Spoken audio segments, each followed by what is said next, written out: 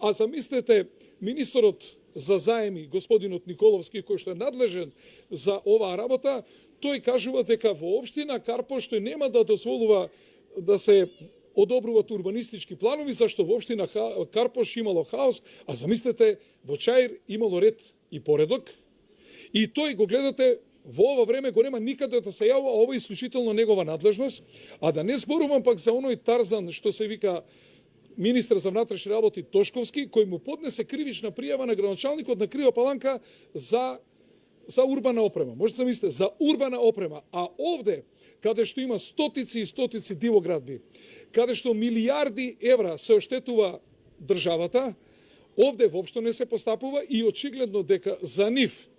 законите се применуваат, ама тоа по нивни терк се применуваат само во Карпош, само во Крива Паланка, само во Струмица и само во општина Центар.